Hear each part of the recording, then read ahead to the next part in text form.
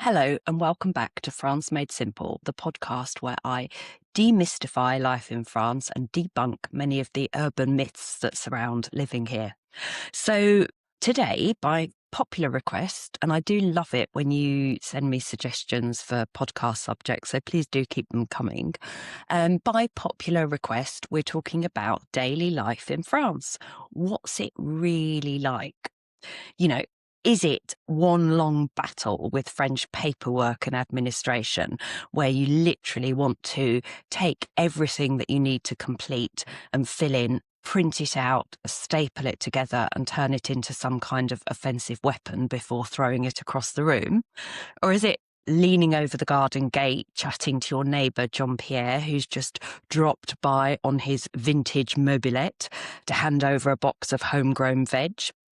Or is it wandering through some sun-dappled vineyards in a long dress and straw hat, checking on this year's grape harvest? I wish. Or is it having breakfast on your terrace, listening to the bird song as you sip on your espresso and nibble your croissant? Or is it realising that nobody remembered to buy bread, there's an ant infestation in the kitchen, and you're out of cat food?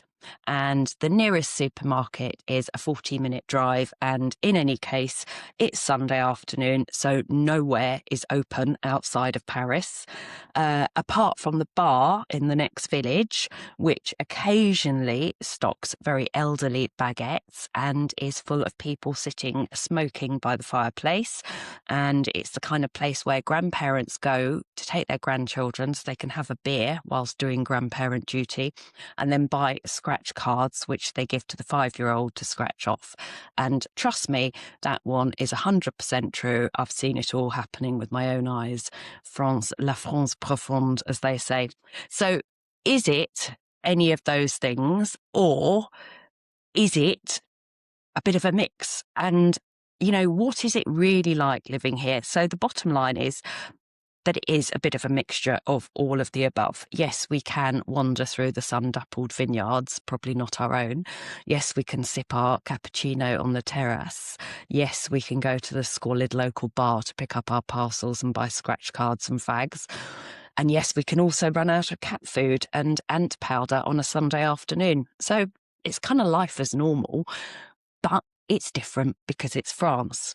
And I think the most important thing to say is that living here will vary really according to your individual circumstances, which is obviously true for anywhere you live in the world. But where you live and how you live does kind of change how your experience of living in France will be. So let's look at what life is like for your typical, in inverted commas, expat. And I'm using the word expat because it's the word that we're all most familiar with. But I know that lots of people quite rightly have an issue with it and prefer to refer to themselves as immigrants, which we are because we've immigrated to another country. But other people don't like that word. So I'm going to stick with expats this morning. So apologies in advance if that offends anybody's sensibilities. But I just can't be bothered to say migrants or expats in equal doses because it is Monday morning and I've only had a couple of coffees. Anyway, so let's get back to our typical expat, who is probably within the majority of us are within the sort of age range of 45 to 70. And there is a kind of divergence, again, between people who are working and those who are not working. But there are an awful lot of early retirees here, sort of people in their early 50s up to, when do you get to retire now? Is it early 60s? I can't remember. They keep moving bloody goalposts. The reality is people of my generation are going to be working till we drop. But that's another story. Anyway, the majority of people here are doing some kind of work, whether it's because they need to financially, or, as quite often is the case, they need some kind of supplement to their pension income, or they just want to kind of keep themselves busy and engaged. And let's assume, again, I do like making assumptions, as you know, that the majority of the people we're talking about this morning are going to be self-employed or working part-time or running some kind of gîte type setup, something like that. Now, obviously, there are people over here who are employed full-time, but if so, you're going to be leaving the house at 8 and coming back at 6, just kind of like anywhere else in the world. And those people in France, expats in France with full-time positions, are, I would definitely in the minority, and especially so outside of the big cities. So we are sticking this morning to talking about the more sort of stereotypical expat or migrant or immigrant. Anyway, so let's get back to people like myself, the majority, who are self-employed or working from home, or a bit of mixture of the both. And I think one of the first things that we need to talk about here when we're talking about what life in France is really like is time management, because it's very easy to let things drift and get distracted. And okay, that's true of all home working and people who are working from home, but I think it's especially so in France because things just happen here. People drop in, which is really lovely, but that can affect your working day and your schedule. And this was something that I had when I first moved here. It was quite problematic, simply because my other half is very, very sociable, knows an enormous number of people. And, you know, there were just people dropping in all of the time, which is lovely, but it was very disruptive. So my workaround for that has been to create myself an office upstairs, and I often start really early, around 6 a.m. I find if I do 6 a.m. to 8 a.m., 9 a.m., nobody's going to drop round at that time of day. I know that I can get a lot done if I get my head down that early, and especially if I know that it's a day where I'm likely to be interrupted during the day or things are happening, I know that if I create my own working hours and get my head down and get it done, then I can stop and have a coffee with the neighbours at 11 without worrying about losing time.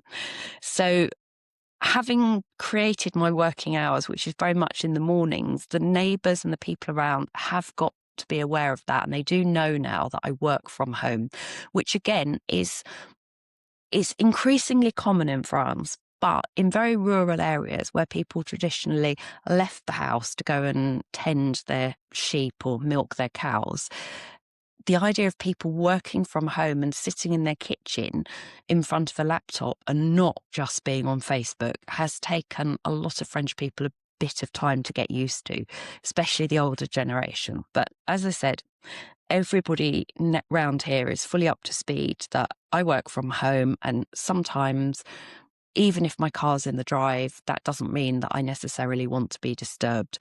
But I have had to be quite strict on occasions and kind of explain that, no, I'm working.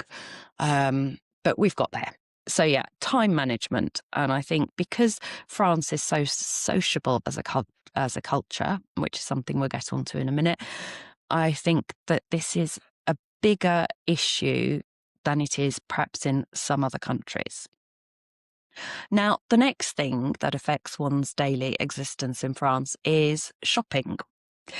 You need to go to multiple outlets to get everything you need. It is just not like in the UK or the US where you can go to Asda or Target and get everything in one place.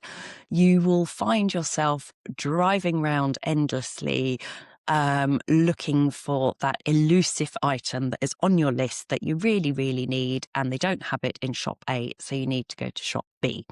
And we had a perfect example of this on Saturday because we needed Monsieur needed what's called a raclette. Now, raclette for most people is the thing you eat, which is really yummy. Lots of meat and potatoes and melted cheese, and you sit round your raclette machine and grill your meat and melt your cheese. But no, this was for cleaning the windows because spring is coming and we've suddenly realised that all of the windows are absolutely disgusting. And he needs one of those I can't think what they called, a squeegee in English. One of those things that you go and do your windows with. Anyway, I had done some tidying up and the thing had disappeared. I did not lose it. I had never even seen it. I know where I placed it. It's disappeared. Nothing to do with me, but Monsieur decided that yes, this problem needed to be addressed. So we had to go into town and buy a squeegee. Simple, you would think, but no. We went to Monsieur Bricolage, and the choice there was very limited. They had something that was super expensive and something that was super crap. So then we had to go to Leclerc, which luckily wasn't too far. And we did actually find a good squeegee. Apparently it's good. He hasn't actually used it yet, so we'll find out this week, no doubt, for a reasonable price. But that was a perfect example of how you expect to be able to buy a basic item and they just don't have the stock availability that we expect coming from an Anglo-Saxon country. So what I do, and my workaround for this is that I am very, very organised. I have lists going on all the time of different things that I need to purchase for the household. I'm not talking food, I'm talking sort of extra stuff. Well, I actually, having said that, I do obviously have a food list, a sort of household products list, and a list of things like batteries and ant powder and window cleaning squeegees. And I do drive shops where you order online and pick it up for basic stuff. I also now have my sort of mental list of where I go to get what. So I go to Action, for example, for cleaning supplies, toilet paper, detergent, that kind of stuff, because it's really cheap. I go to NOS as well to top up on detergent, toothpaste, that kind of stuff. We get fresh food from the market, and the rest of it comes from one supermarket, which is a very big one, and we know what they have there. So we have our list, we go in, it's kind of, like a ram raid, just kind of in and out with a trolley. But then we do have to go across the road to Lidl to buy the coffee and the wine, because the Lidl organic coffee is the best value for money for miles around, and it's really good coffee. So, you can easily spend a lot of time wandering around from shop to shop. So my hack for that is to know where I'm going for what and be really organised. And then for the rest of the stuff, I buy almost everything on Amazon. And I know that lots of people have an issue with Amazon, and I understand all of the thinking behind that, and I completely agree. But living in rural France, Amazon is my best bet. And let's not get into the debate of corporate ethics and whatever, but if I can buy things that are €12 in the supermarket for €9 on Amazon and have them delivered to my door, I'm going to do that. So I do post regular links on my France Made Simple Buy Me a Coffee page, which you should check out, because I've started to upload lots of useful content and information on there as well, articles that you can sit and read over a coffee. And I'm also starting to post the Amazon links for the stuff that I buy that I personally rate and recommend. So, for example, the compost bin, which is in the kitchen, which is the best compost bin that I have found, and great value for money. And I'd spent weeks driving around various shops looking for a compost bin, and then thought to myself, Catherine, look on Amazon. Found my compost bin. It arrived 24 hours later. Job done.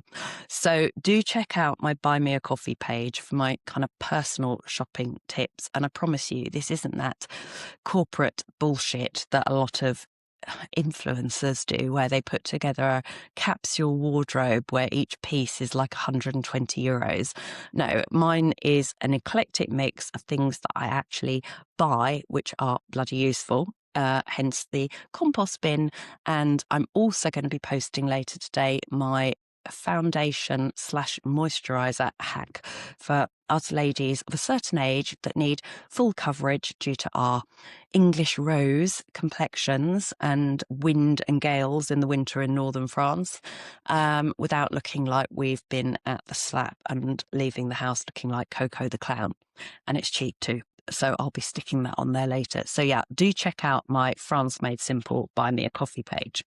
So that's shopping. Then the next area where I think there's a difference is medical appointments. And it's kind of like a full-time job, making them, getting them, going to them, because the French take preventative care really seriously, which is great. But it does mean that you have to kind of take responsibility in a way that we certainly don't do in the UK.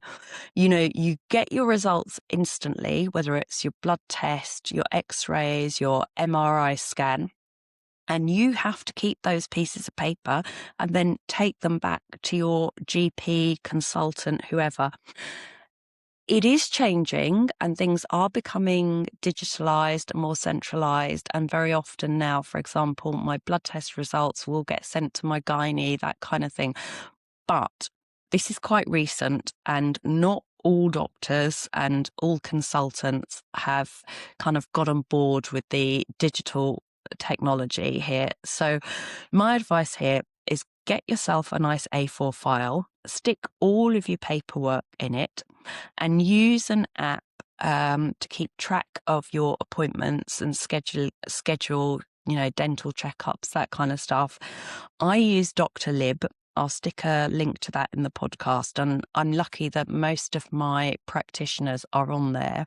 Not all doctors are, and not all doctors use the same app. So if you're unlucky, you might need an account on Dr. Lib and ClickDoc and AlloDoc and whatever else. But the apps are quite good, and it is a good way to keep track of everything. So yeah, medical appointments, that's a big difference. The other thing that I think is quite different here is, let's term it errands, running errands. So stuff like going to the post office to post something, getting your car fixed, taking the cat to the vet, I don't know, ordering parts for your bicycle that you can't find on Amazon, so you have to go to the bike shop. Everything takes longer. And this is partly because there's a slower pace of life here.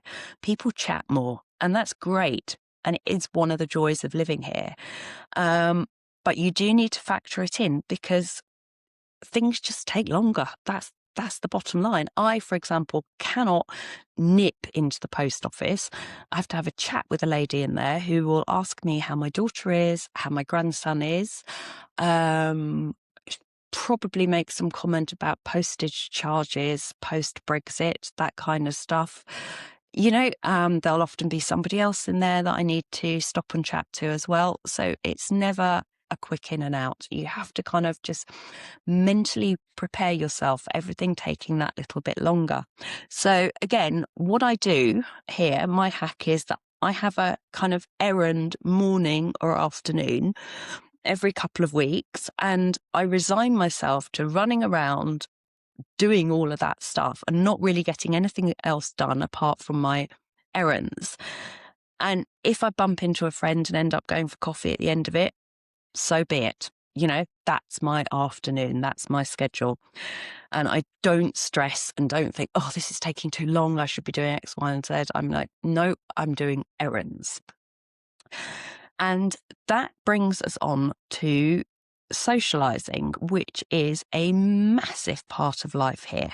And one of the reasons that so many people love living in France and want to be here, whether we're talking apéro culture, you know, meeting friends for coffee at the market or having lunches, organizing lunches, it's very, very important here. And it's something that I think I've found difficult, not in terms of having a drink with people at the end of the day, but kind of getting my head around used to taking time off during what I consider is the working day to stop and socialize. And yesterday was a perfect example. because Monsieur had invited a couple of friends over for lunch. And okay, we're a slightly atypical circumstance here because he is a professional chef and now he's retired from full-time professional chefing. He still loves cooking and entertaining. So he does really pull out all the stops. And, he was up at 8 to start prepping. And I was initially kind of, I wouldn't say grumpy, but I was kind of, oh God, do we have to do this on a Sunday morning? But by the time the table was set, the nice napkins were out, the chilled Prosecco was about to be opened at 12:30. I could totally see the point. It's just a kind of nice thing to do, to put a lot of time and effort into making food and then sitting down and enjoying it with people. And it's a really, really important part of life here, whether that's people dropping in, inviting you out. And again, when he first stopped working, the level of invitations that we were getting was just ridiculous. It got too much. We had to kind of start declining them. But, equally, he hadn't been available for 26 years to go out for dinner on a Wednesday night because he was at work. So people were making the most of it, or profiting, as they say in French. But on the other hand, it was a really good experience for me to just see how important it is to the French to socialize. And it's something that I think if you want to live here and enjoy living here, you really need to get on board with. And I think the cafe culture thing is still really important here.